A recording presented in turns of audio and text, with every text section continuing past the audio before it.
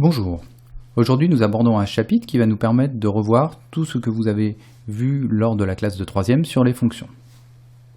Commençons donc par une définition de ce qu'est une fonction. Donc une fonction f est un procédé qui a tout nombre x d'un ensemble D de R, donc D est un ensemble inclus dans l'ensemble des réels, fait correspondre à un nombre y.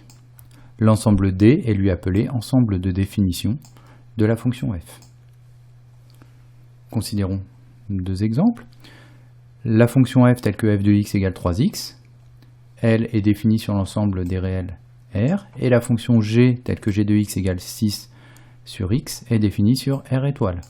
En effet, x ne peut être égal à 0 puisqu'on ne peut pas diviser par 0. Donc on restreint l'ensemble de définition à l'ensemble des réels privés de 0. On pourra noter également que f est une fonction qui va de R et qui est à valeur dans R, qui à x fait correspondre 3x. De même, g est une fonction définie sur R étoile à valeur dans R, qui à x fait correspondre 6 sur x.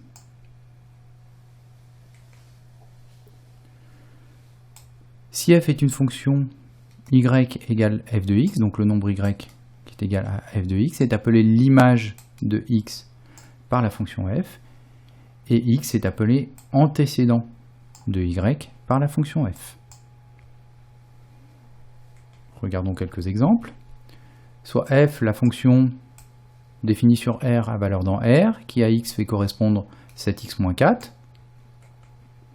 Alors, l'image de 3,5 par la fonction f, c'est f de 3,5, qui est égal à 7 multiplié par 3,5 moins 4. On remplace x par 3,5 dans l'expression de f. Ce qui est égal à 24,5 moins 4, qui est égal à 20,5. Pour déterminer l'antécédent de 8 par la fonction f, il faut ici résoudre une équation. En effet, 8 étant l'image, on cherche l'antécédent x tel que f de x est égal à 8. Donc, nous cherchons x tel que 7x moins 4 égale 8. En résolvant l'équation, nous obtenons que 7x est égal à 12 et que x est égal à 12 septièmes. Donc l'antécédent de 8 par la fonction f est donc 12 septièmes. Il est alors possible de regrouper toutes ces informations dans un tableau appelé tableau de valeurs.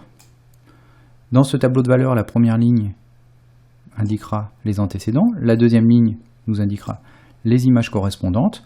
Donc, première ligne, les valeurs de x, 3,5 et 12 septièmes.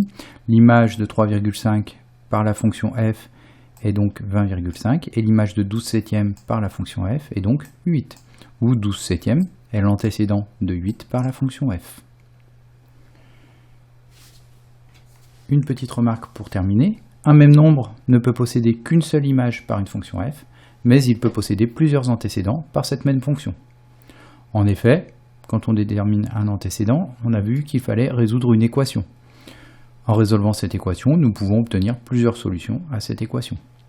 En revanche, pour déterminer l'image d'un nombre par une fonction, nous calculerons à partir de l'expression de f l'image du nombre, donc nous n'obtiendrons qu'une seule valeur.